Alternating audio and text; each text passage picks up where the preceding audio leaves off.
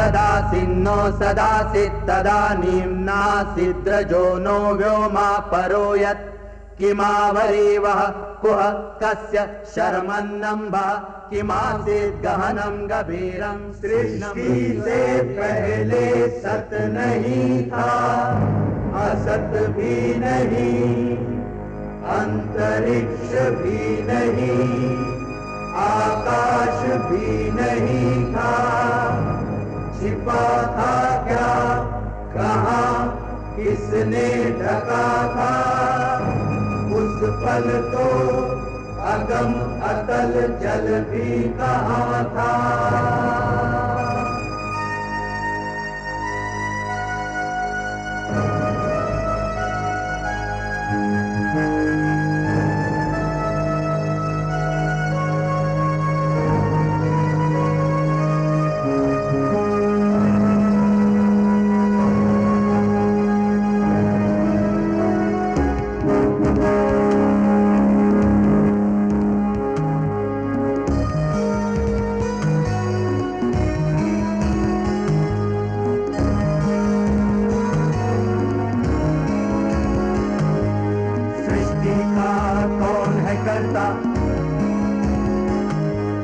करता है वाह करता, ऊंचे आकाश में रहता, सदा अध्यक्ष बना रहता, वही सचमुच में जानता या नहीं भी जानता है, किसी को नहीं पता, नहीं पता, नहीं है पता, नहीं है पता।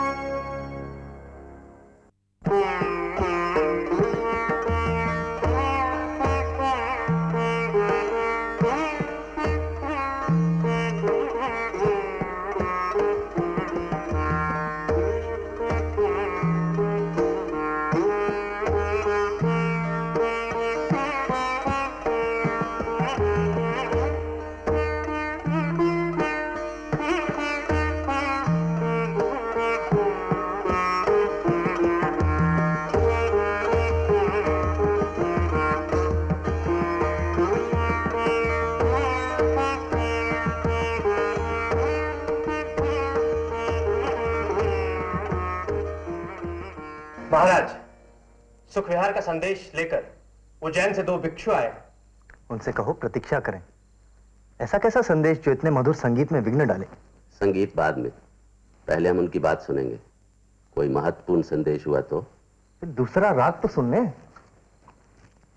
भिक्षुओं को आदर सहित ले आओ। जी महाराज।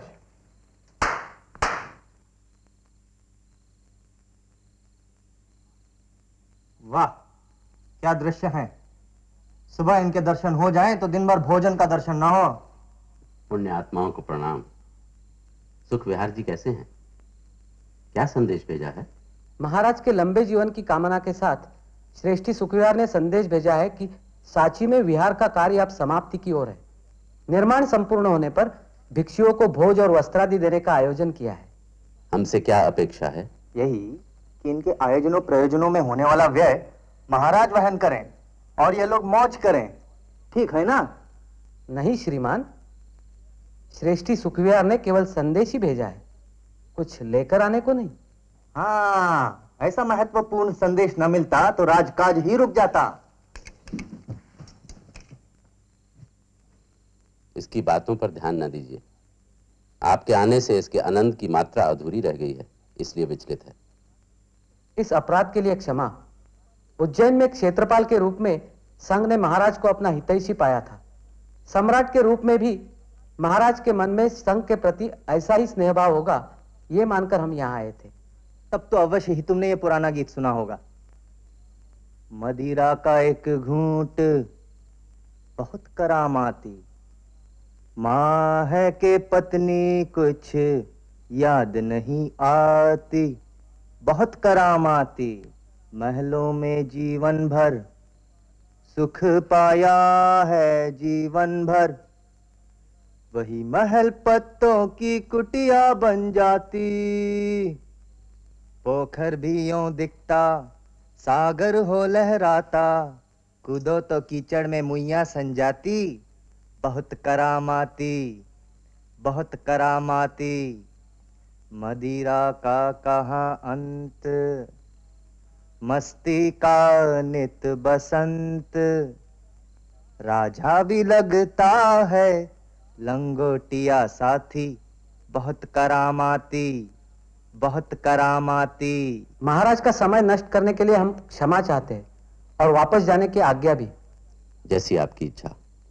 श्रेष्ठ जी सुख विहार से कहिएगा, विहार के विषय में जानकर प्रसन्नता हुई।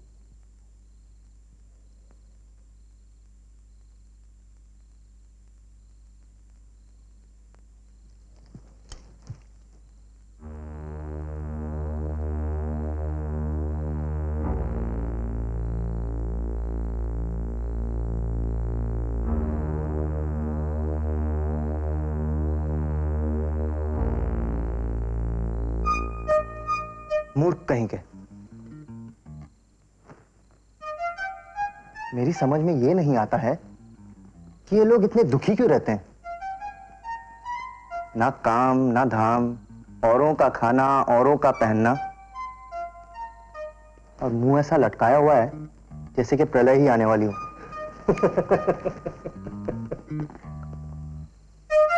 मैं होता इनके स्थान पर तो ना अपनी चिंता करता ना जग की। खूब खा पी कर मौज मस्ती करता है दिन रात, और एक ये लोग हैं। और क्या, व्यर्थ ही महाराज इन लोगों को मुंह लगाते हैं। अरे तिस्सा, कई बार देखने को मन होता है कि सिंहासन पर बैठे तुम कैसे लगोगे। क्यों? कभी महाराज बाहर गए तो शासन तो तुम्हें ही संभालना होगा ना।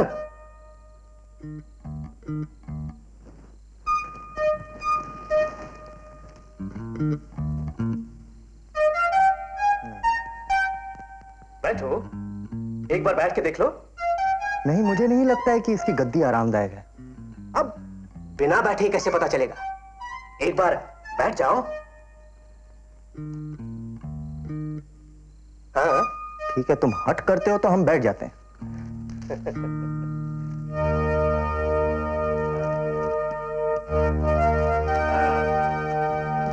कैसा लग रहा है? मेरा अनुमान सही था, कोई विशेष आरामदायक नहीं है।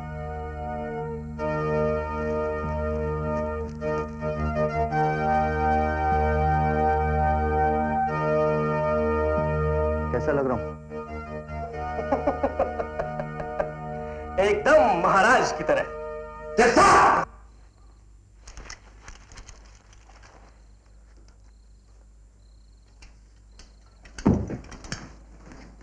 तुम यहां राज सिंहासन पर? जी भैया, वो तो तुम्हारे मन की गहराई में दबी हुई सम्राट बनने की भावना सतह पर आ ही गई। मुझे पहले से ही संदेह था, अब तो इसका प्रमाण भी मिल गया है। ये आप क्या कह रहे हैं भैया? मैंने तो राधा गुप्त के कहने पर। राधा गुप्त? जी महाराज। किस्सा क्या कह रहा है? महाराज आप ही सोचिए, मैं कैसे कह सकता हूं। सुना किस्सा? राज सिंहासन का अपमान राजद्रोह से कम नहीं, तुम्हें मृत्यु दंड मिलेगा। अरे दया करो भैया, दया करो भैया। ये राधा गुप्त झूठ बोल रहा है। इन्होंने ही मुझे उकसाया था कि तुम्हें सम्राट बनना चाहिए। धिक्कार है तुम पर विश्वास किया, तुम्हें अपना समझा, मूर्खता थी मेरी। अच्छा हुआ तुम्हारे षड्यंत्र की पोल जल्दी ही खुल गई। राधा गुप्त। जी महाराज। किस्सा को सूली पर लटकाने का प्रबंध किया जाए। दया करो भैया, भैया दया करो। महाराज, महाराज किस्सा आपका भाई है, नादान है, भूल हुई। इतना कठोर दंड न दीजिए महाराज, दया कीजिए।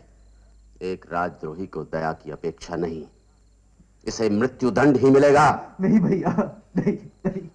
महाराज देश निकाला दीजिए। नहीं, इसे मरना ही होगा। महाराज, महाराज एक बार फिर से विचार कीजिए। ठीक है, मैं सम्राट बनने की इसकी इच्छा पूरी करता हूं। उठा!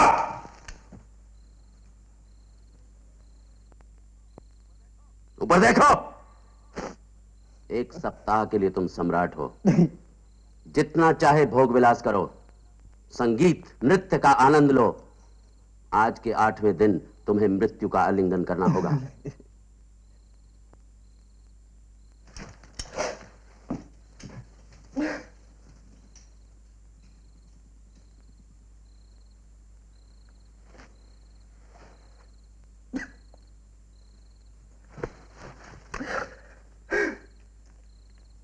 अरे, लोग तो एक दिन का सम्राट बनने के लिए हंसते हंसते अपनी जान देते हैं। तुम्हारा सौभाग्य है, इस सप्ताह तुम्हारी सारी इच्छाएं पूरी की जाएंगी।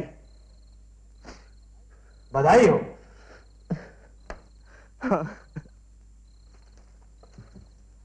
महाराज, राग रंग का पूरा प्रबंध कर दिया गया है।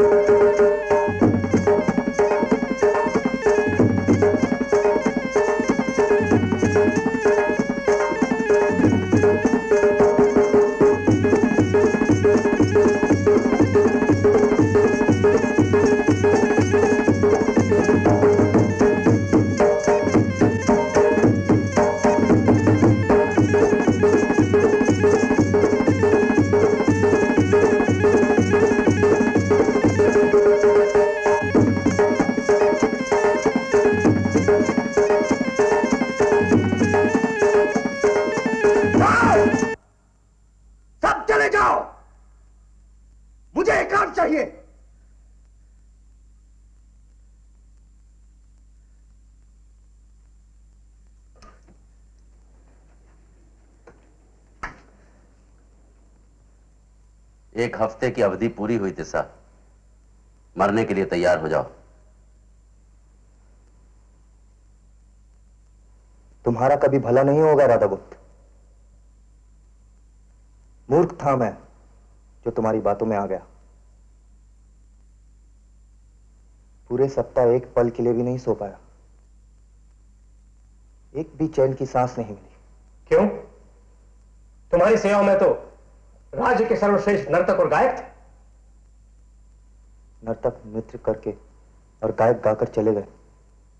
कुछ देखा न सुना। हर पल मृत्यु के विषय में सोच सोच मरता रहा। महाराज, शिक्षा मिल गई है।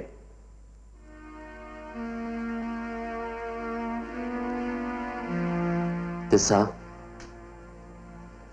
उन भिक्षुओं का स्मरण है जिन्हें देखकर घृणा से मुंह फेर लिया था तुमने, और तुम ये जानना चाहते थे कि उत्तरदायित्व से मुक्त रहकर भी ये लोग इतने दुखी क्यों रहते हैं। क्योंकि वो कभी भूलते नहीं कि एक ना एक दिन सबको मर जाना है। सांसारिक भोग विलास मिथ्या है, परोपकार ही जीवन है। मैं यही शिक्षा तुम्हें देना चाहता था जो तुम्हें मिल गई है। तुम स्वतंत्र हो। तो मुझे मरना नहीं होगा। आज तो नहीं, किंतु एक ना एक दिन तो मरना ही है।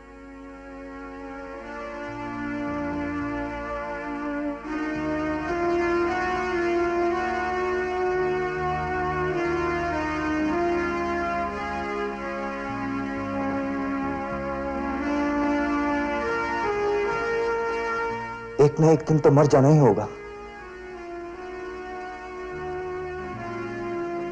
इस जीवन को व्यर्थ नहीं जाने दूंगा।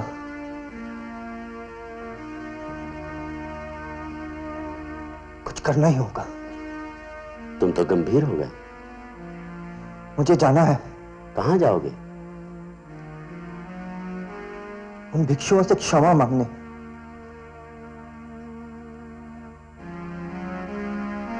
स्वयं भिक्षु बनने।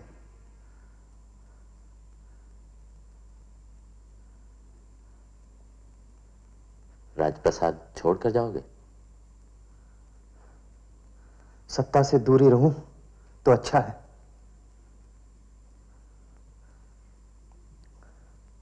पता नहीं, मन में खोट आ सकती है। कैसी बातें करते हो तिस्सा? मुझे तुम पर पूरा विश्वास है। किंतु मुझे स्वयं पर विश्वास नहीं। मन की दुर्बलता ठग सकती है।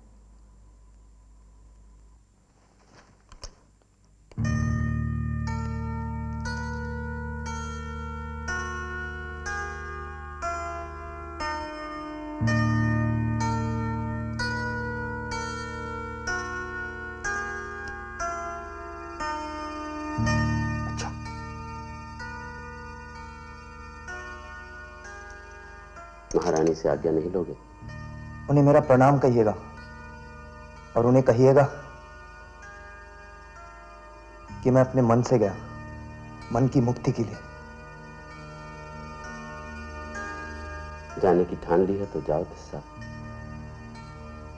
जब चाहो वापस आ जाना। राजप्रसाद और हमारे मन के द्वार सदा तुम्हारे लिए खुले रहेंगे।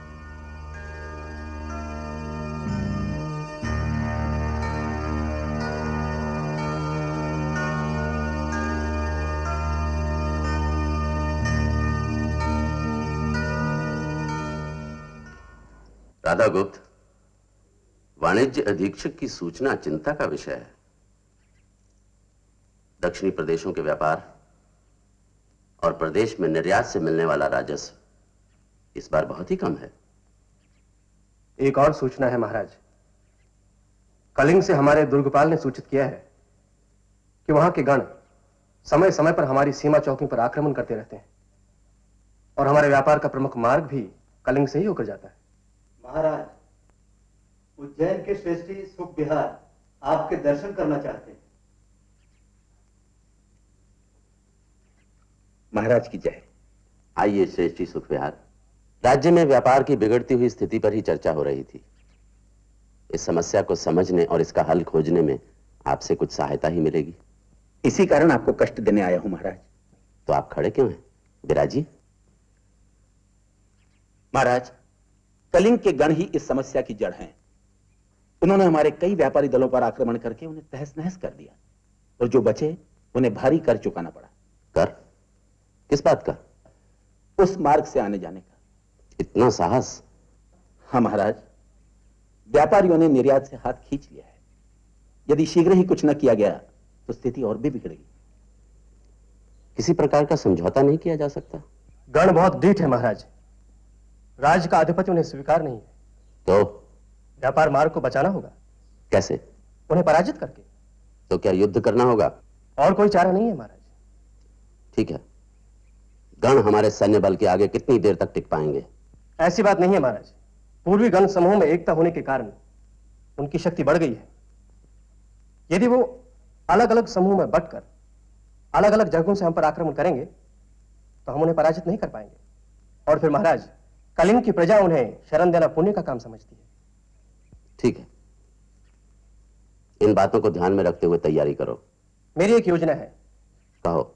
यदि हम कलिंग से अपने दुर्गपालों को हटा दें और यह समाचार फैला दें कि हमारी सेना में फूट पड़ गई है, यह जानकर गण आक्रमण करने के लिए उतावले हो जाएंगे। और फिर हम उन्हें संगठित रूप से युद्ध करने के लिए उकसाएं। और वो हमारी सुविधा अनुसार युद्ध करने के लिए बाध्य हो जाएंगे। जी महाराज, और उनकी सम्मिलित शक्ति हमारी सेना के सामने टूट जाएगी। यदि पहली मुठभेड़ के बाद वो अलग अलग समूहों में बिखर गए तो? यह स्थिति नहीं आएगी महाराज। हमारी सेना आगे बढ़ते हुए गांवों को, फसलों को नष्ट करती जाएगी, कुओं को विषाक्त करती जाएगी, और उसके बाद एक साथ मिलकर उन पर टूट पड़ेगी। भूखे प्यासे गण कब तक लड़ेंगे महाराज? उपयुक्त योजना है, युद्ध की तैयारी करो।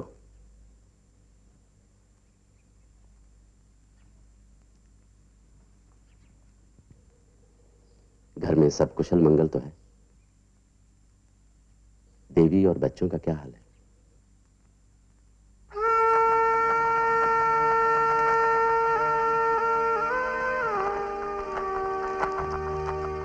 नहीं, उठो मत। मैं ठीक हूं महाराज।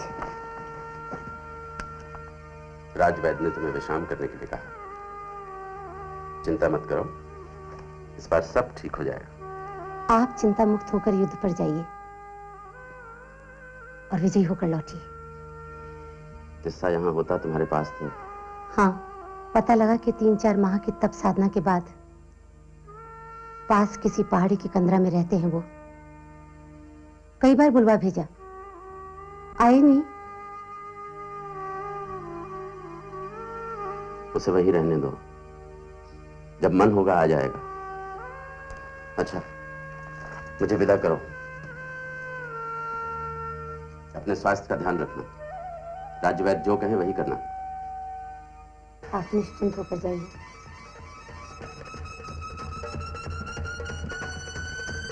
ईश्वर आपकी रक्षा करेंगे।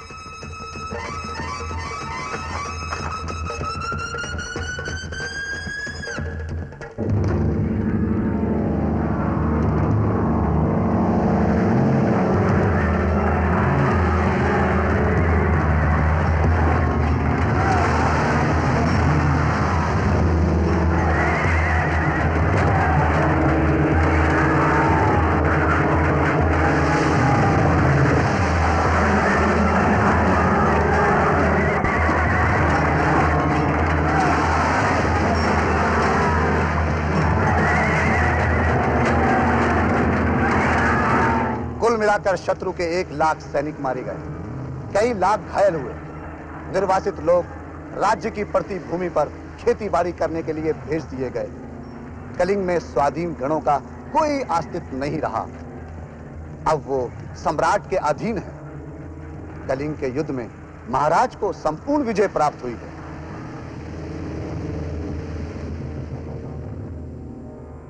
महाराज, गर्भ में ही शिशु की मृत्यु हो गई थी।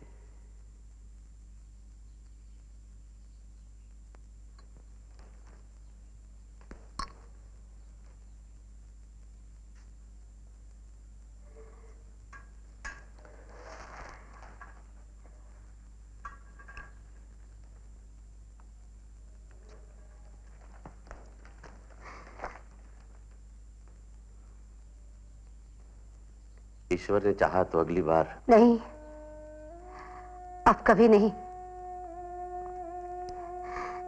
राजवैद्य का कहना है कि अब मैं गर्भधारण नहीं कर सकती।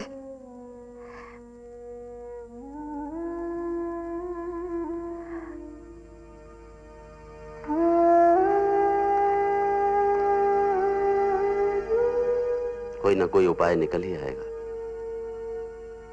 तुम दुखी मत हो। मुझे बच्चे का दुख नहीं, आपके वापस सुरक्षित आने का सुख है। कैसा सुख? हमारा बच्चा नहीं रहा। लगता है मैं ही उसका उत्तरदायी हूं। ये क्या कह रहे हैं आप? ऐसी बातें मन में ना लाएं। क्या हुआ जो मैं अपनी कोख से बच्चे को जन्म नहीं दे सकती? आप कहें तो हम रानी पद्मावती के पुत्र कुणाल को गोद ले लें।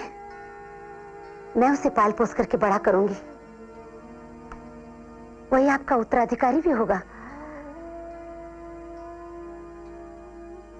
बच्चे की मृत्यु से मैं सचमुच बहुत दुखी थी।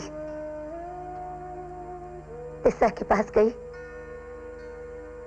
आकांक्षाओं, इच्छाओं और मनुष्य की प्रवृत्ति के विषय में बातें की। उनकी बातों से बहुत शांति मिली, मेरे मन की पीड़ा कम हुई। क्यों ना आप भी जाकर के तिस्सा से मिले? पवित्र आत्मा है वो।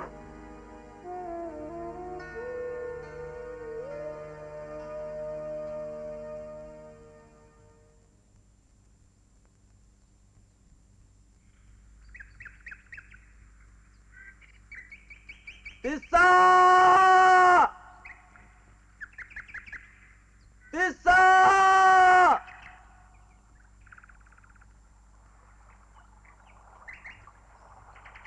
तिस्सा!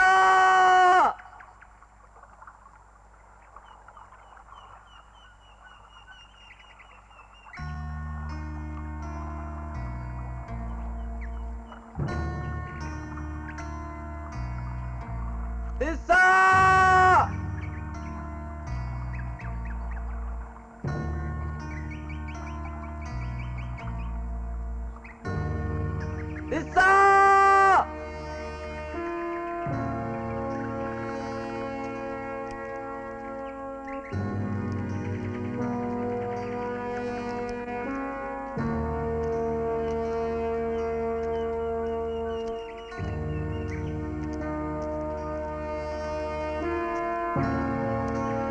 तिस्सा! तिस्सा!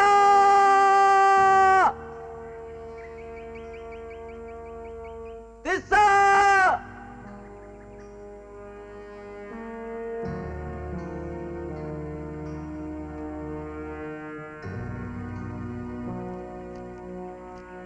जय हो महाराज। जय विजय अपशब्द जैसे लगते हैं। अच्छा किया तुम चले आए, मन की शांति तो मिली। इतने बड़े युद्ध में विजय प्राप्त करने के बाद भी इतना अशांत, क्या बात है भाई?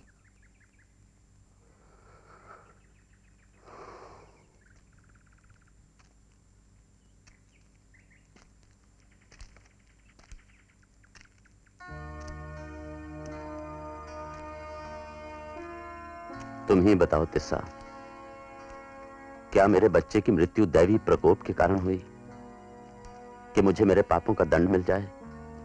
कैसे पाप? लाखों सैनिकों के रक्त से हाथ सने हैं मेरे। क्या मृत आत्माएं मुझे दंड देना चाहती हैं? देख रहा हूं कि पश्चाताप की अग्नि में जल रहे हैं आप। अच्छा है, अभी तक आत्मा मरी नहीं। भाई अशोक, आप अपने बच्चे की मृत्यु के उत्तरदायी नहीं, किंतु उन लाखों सैनिकों की मृत्यु के उत्तरदायी अवश्य हैं। मैं क्या करता, साम्राज्य की रक्षा के लिए करना पड़ा। साम्राज्य?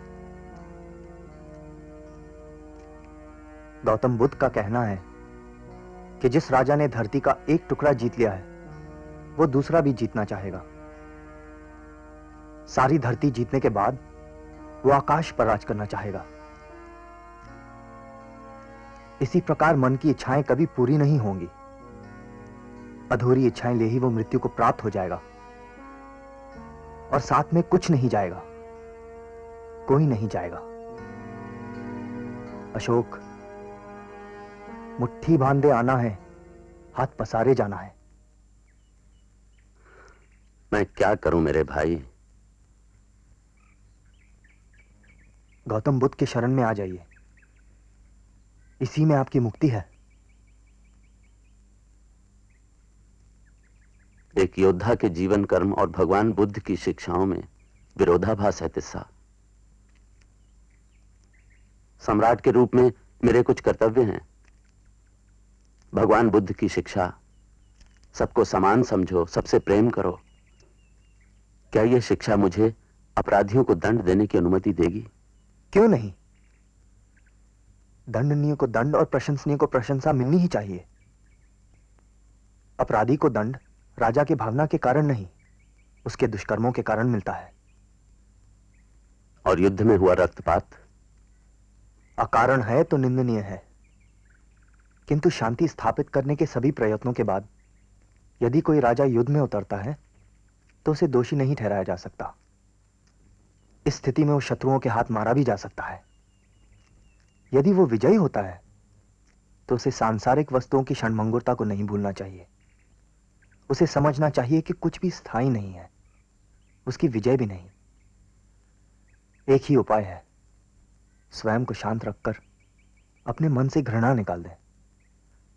विरोधी को अपने बराबर का स्थान देकर कहें, आओ आओ हम शांति से रहेंगे, भाई बनकर रहेंगे। अशोक, कलिंग के युद्ध में आपको महान सफलता प्राप्त हुई है, किंतु जब आप स्वयं पर विजय प्राप्त कर लेंगे तो यह सफलता महानतम होगी।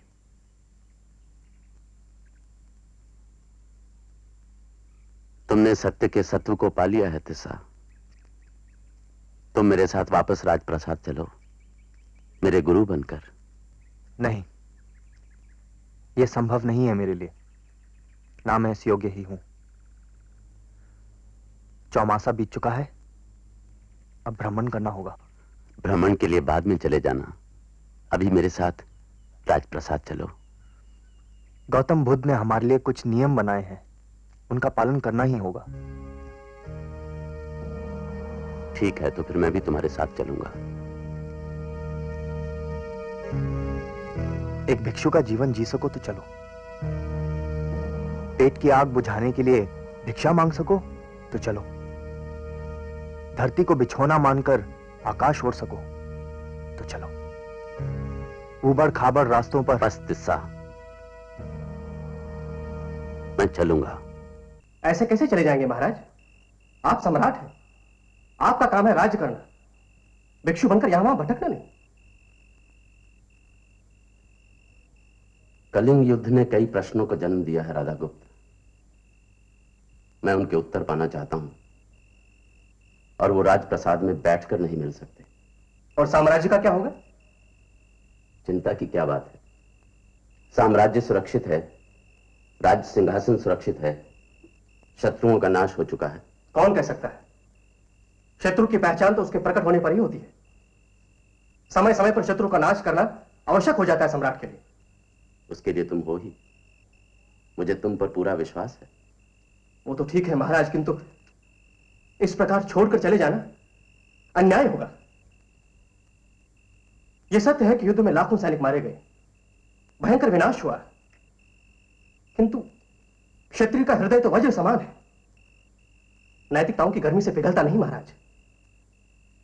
और फिर नैतिकताओं का कोई स्थायी धर्म नहीं है, उनकी व्याख्या पर मत जाइए। जो कर्म एक स्थान पर नैतिक है, वही कर्म दूसरे स्थान पर अनैतिक हो सकता है। कर्म की संगति असंगति में समय और स्थान की बहुत बड़ी भूमिका है महाराज। मानवता की रक्षा के लिए किया गया रक्तपात भी पुण्य का काम है। किंतु भविष्य का क्या होगा? क्या होगा हमारा अंत? भय, भ्रम और आत्मशंकाओं से घिरे साम्राज्य के मोह में जकड़े हुए दो बूढ़े, यही ना? फिर भी महाराज मेरी विनती है, आप मत जाइए। हम सब हैं यहां आपकी सहायता के लिए। मैं स्वयं ही जानना चाहता हूं प्रश्नों के उत्तर, और कोई उपाय नहीं, मुझे जाना ही होगा।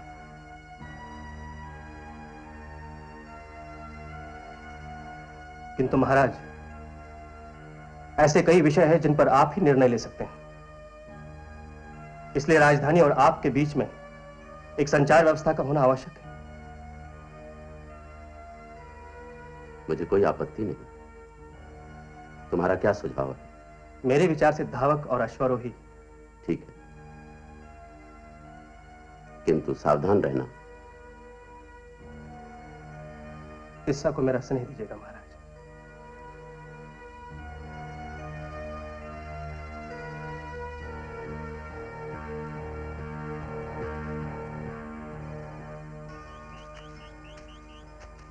राज सिंहासन पर बैठने के 8 वर्ष बाद सम्राट प्रियदर्शी ने कलिंग देश पर विजय प्राप्त की, जिसमें 1 लाख सैनिक मारे गए, 1.5 लाख लोग निर्वासित हुए और लाखों की संख्या में लोग बुरी तरह घायल हुए। कलिंग को साम्राज्य में मिलाने के बाद सम्राट प्रियदर्शी ने सच्चे मन से धर्म को अपना लिया, धर्म की इच्छा की, धर्म की शिक्षा दी। कलिंग के युद्ध से सम्राट प्रियदर्शी को बहुत पश्चाताप हुआ, क्योंकि जब भी किसी स्वतंत्र देश को विजित किया जाता है तो रक्तपात, मृत्यु और लोगों के निर्वासन से सम्राट प्रियदर्शी को बहुत दुख होता है, उनके मन पर आघात लगता है। इससे भी अधिक संताप सम्राट प्रियदर्शी को वहां के निवासियों को देखकर होता है, चाहे वो ब्राह्मण हो या श्रमिक, अन्य गण के हो या गृहस्थ, सभी को हिंसा, हत्या और अपनों से बिछुड़ जाने के दुख से जूझना पड़ता है। या वो लोग जो सौभाग्यवश बच जाते हैं, युद्ध का पाशविक प्रभाव भी जिनके मन का स्नेह दीप नहीं बुझा पाता, उन्हें भी अपने मित्रों, परिचित जनों, सहकर्मियों और संबंधियों के दुर्भाग्य को भोगना पड़ता है। ऐसी पीड़ा में सभी मनुष्यों का सहभागी होना सम्राट प्रियदर्शी के मन का बोझ बन जाता है। धर्मोपदेश का ये शिलालेख स्थापित करने का कारण है कि मेरे होने वाले किसी भी पुत्र या पौत्रों के मन में अन्य देशों को जीतने की भावना न उत्पन्न हो। वो जो भी विजय प्राप्त करें, धर्म और अल्पदंड से ही प्राप्त करें।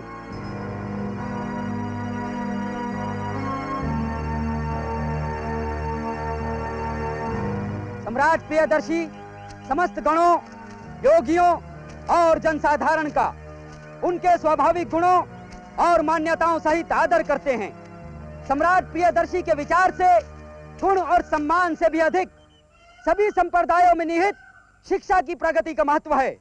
यह शिक्षा कई रूप धारण करती है, किंतु इसका आधार है वाणी पर नियंत्रण, जिससे प्रतिकूल अवसरों पर हम अपने संप्रदाय की अत्यधिक प्रशंसा या दूसरे की निंदा ना करें, जिससे हम संप्रदाय का प्रभाव बढ़ा सके और दूसरों को लाभ भी पहुंचा सकें।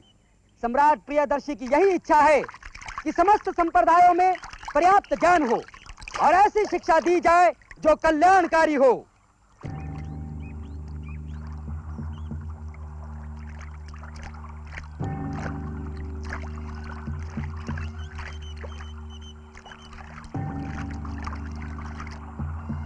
सम्राट प्रियदर्शी के साम्राज्य में यहाँ तक कि चोला, पांड्या, सत्यपुत्र, केरल पुत्र, सुदूर, सिंहल और यूनानी राजा एंटीयोकस के सीमावर्ती क्षेत्रों में भी हर स्थान पर 2 आरोग्य सेवा केंद्र स्थापित कर दिए गए हैं। मनुष्य और पशुओं के उपयोग के लिए जड़ी बूटियां उन स्थानों पर भी उगाई जाने लगी हैं जहां पहले वे नहीं पाई जाती थी। मनुष्य और पशुओं के उपयोग के लिए मार्गों के किनारे कुएं खुदवा दिए गए हैं और वृक्ष भी लगा दिए गए हैं। सम्राट प्रियदर्शी के आदेश से तौसाली और संपा के राज्याधिकारियों और नगर न्यायाधीशों के लिए निर्देश। कई सहस्र मनुष्य आपके संरक्षण में हैं। आपको इनका स्नेह पाना चाहिए। सभी मनुष्य मेरी संतान हैं। अपनी संतान के सुख और कल्याण के समान ही इस लोक और परलोक में मैं सभी मनुष्यों के सुख और कल्याण की कामना करता हूं। किंतु आप इस सिद्धांत की गंभीरता को नहीं समझते। यदि आप में से कोई समझेगा भी तो अनुभूति आंशिक ही होगी, संपूर्ण नहीं। समाज में व्यक्तियों को इस पर ध्यान देना चाहिए। प्राय किसी व्यक्ति को बंदी बना लिया जाता है, कष्ट पहुंचाया जाता है और बिना कारण छोड़ भी दिया जाता है, और साथ ही और भी लोगों को कष्ट सहना पड़ता है। आपको अपक्षपात पूर्ण आचरण का अभ्यास करना चाहिए। किंतु जिस व्यक्ति में ईर्ष्या, क्रोधी स्वभाव, कठोरता, उतावलापन, हठ, आलस या शिथिलता जैसा कोई भी दोष है, उसके लिए ऐसा आचरण संभव ना हो पाएगा। आपको इन दोषों से दूर रहना चाहिए। इन निर्देशों का पालन करने पर आपका भारी हित और पालन न करने पर उतना ही अहित होगा। भूतपूर्व राजाओं ने जनमानस की प्रगति के प्रयास किए, किंतु उनकी प्रगति ना हो सकी। तो कैसे जनमानस के मन में धर्म के प्रति रुचि जागे और आस्था जन्मे? धर्म निष्ठा द्वारा कैसे मैं उनकी प्रगति कर सकूं? मैं उन्हें धर्मोपदेश सुनाने की व्यवस्था करूंगा। लाखों जन के बीच राजू का नियुक्त कर दिए गए हैं। उन्हें निर्देश दिए गए हैं कि वे जनमानस में धर्म के प्रति आस्था जगाएं। मेरे धर्माधिकारी सभी संप्रदायों के बीच कार्य कर रहे हैं। ये और अन्य कई मुख्य अधिकारी मेरी और महारानी की ओर से दान दक्षिणा वितरित कर रहे हैं। इस प्रकार धर्म की ख्याति विश्व भर में फैलेगी और इसकी पुष्टि होगी दया, दान, सत्यवादिता, पवित्रता, करुणा और सदाचार के रूप में। यह सब मैंने इस कारण किया है कि मेरे पुत्र पौत्र और जब तक सूर्य चंद्र गतिशील हैं, जनमानस धर्म का पालन कर सकें। सम्राट प्रियदर्शी के आदेश से धर्मोपदेश का यह शिलालेख स्थापित किया गया। अब यहाँ किसी भी प्राणी की हत्या करने या बलि चढ़ाने की अनुमति नहीं है।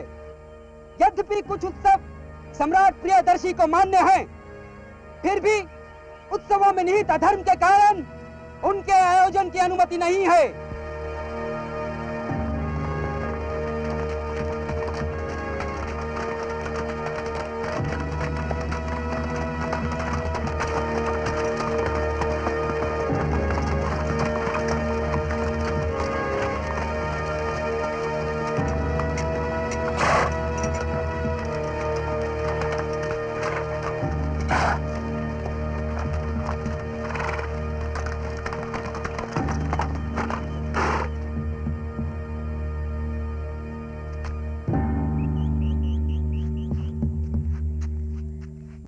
महाराज की जय हो। कल्याण हो। कैसे हैं राधा गुप्त? मैं तो ठीक हूं महाराज, किंतु आपका स्वास्थ्य गिर गया है। अरे नहीं, पाटलिपुत्र के क्या हाल हैं? आपकी प्रतीक्षा में है महाराज। अब तो वापस चलिए। चलते हैं, ऐसी भी क्या जल्दी है? थोड़ा विश्राम कर लो, ये लोग भी विश्राम कर लें। अश्वों को भी चारा पानी मिलना चाहिए। जी महाराज। महाराज मेरी समझ में नहीं आ रहा कि आपके आदेशों का क्या करूं। पालन करो और क्या। किंतु महाराज, आपने तो आधा सैन्य बल ही हटाने का आदेश दिया है, और वो भी सीमावर्ती क्षेत्रों में। ये तो संकट को बुलावा देना हुआ महाराज। नैतिकता के बल से विद्रोहियों को दबाया नहीं जा सकता। कलिंग में शक्ति का तांडव करके देख चुके हैं हम। क्या मिला हमें? व्यापार के लिए आवश्यक मार्ग की सुरक्षा और एक अत्यंत उपयोगी राज्य, जिसकी रक्षा के लिए हर समय भारी सैन्य बल आवश्यक है कि विरोधी उसे वापस न ले लें। इसे तुम विजय कहते हो? नहीं राधा गुप्त, बहुत हो चुका शक्ति प्रदर्शन। दूसरे उपाय भी हैं। महाराज, तो फिर सेना की आवश्यकता ही क्या है? उसे भी हटा दीजिए। सेना रहेगी प्रतिरक्षा के लिए, आक्रमण के लिए नहीं। किंतु महाराज, कभी कभी आक्रमण आवश्यक हो जाता है। जब विरोधियों को यह सूचना रहेगी कि इस नैतिक बल के पीछे सैन्य बल भी है, तो ऐसी स्थिति उत्पन्न ही नहीं होगी। यह सब इतना आसान नहीं होगा महाराज। ये सहनशीलता की शिक्षा, संप्रदायों के बीच में समानता की बातें, ये नई नई समस्याएं खड़ी कर रहा है। कौन अपने विशेष अधिकारों को खोना चाहेगा? विशेषाधिकार किसने दिए? किसने किसको दिए? स्वयं ही बांट लिए आपस में। किसे भय लगता है समानता से? वैदिक लोगों को, बौद्धों या जैनियों को? राधा गुप्त, इस प्रवास में दूर दूर तक भ्रमण किया है मैंने, और जाना है कितना विशाल साम्राज्य है ये और कितना विभिन्न। इसी में इसकी शक्ति है। किंतु हमें एक ऐसी शक्ति चाहिए जो इतने बड़े साम्राज्य को एकता के सूत्र में बांध कर रख सके, मनुष्य और मनुष्य के बीच अटूट संबंध बना सके। और यह शक्ति सैन्य शक्ति नहीं, धर्म शक्ति ही हो सकती है। चलो राधा गुप्त, बहुत काम करना है, समय कम है, यात्रा बहुत लंबी है। अच्छा,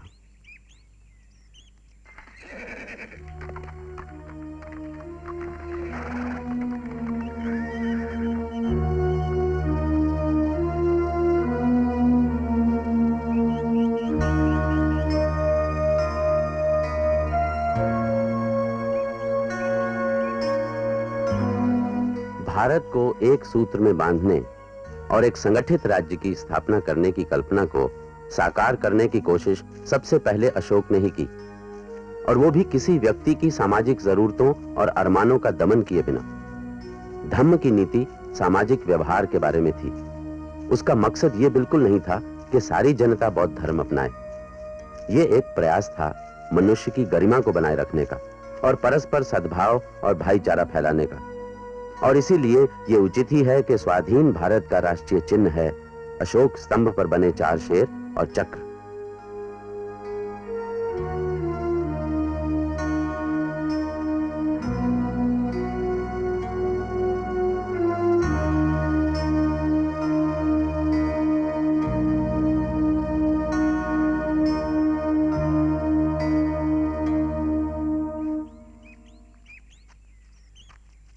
धम्मं शरणं गच्छामि, संघं शरणं गच्छामि, बुद्धं शरणं गच्छामि, धम्मं शरणं गच्छामि, संघं शरणं गच्छामि, बुद्धं शरणं गच्छामि, धम्मं शरणं गच्छामि, संघं शरणं गच्छामि, बुद्धं शरणं गच्छामि, धम्मं शरणं गच्छामि। महेंद्र, तुम सिंघल द्वीप जाओ, लंका नरेश को मेरा ये संदेश देना, कहना बोधि वृक्ष से ही जन्मा ये नन्हा सा पौधा मैंने उपहार स्वरूप भेजा है।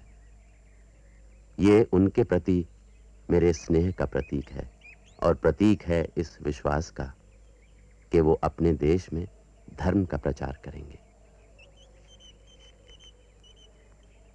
संघमित्रा, तुम साम्राज्य की सीमा के पार पूर्वी देशों में जाओ और धर्म का ऐसा प्रचार करो कि पूरे विश्व में शांति का संदेश फैल जाए। जाओ।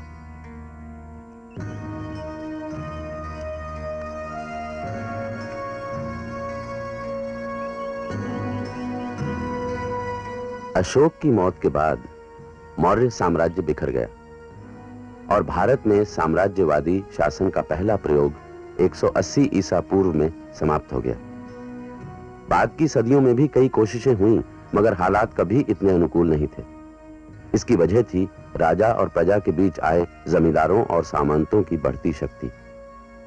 बंजर जमीन पर खेती के फैलाव के बावजूद भी राजा को मिलने वाली चुंगी और कर में कोई बढ़ोतरी नहीं हुई, क्योंकि सामंत और सरदार इसका एक बड़ा हिस्सा बीच में ही हथिया लेते थे। इस वजह से राजा के पास कुशल सेना और हथियार जुटाने के साधन भी कम हो गए।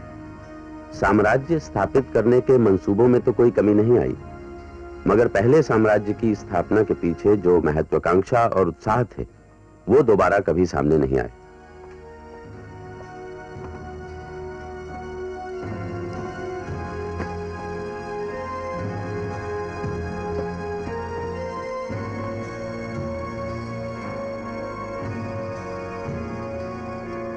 मगध साम्राज्य के पतन के बाद उत्तर पश्चिम से बार बार हमले हुए, जिनकी वजह से हिंद आर्य सभ्यता का केंद्र दक्षिण भारत बन गया। न सिर्फ विद्वान बल्कि कलाकार, कारीगर और शिल्पकार भी मगध को छोड़कर दक्षिण भारत में बस गए।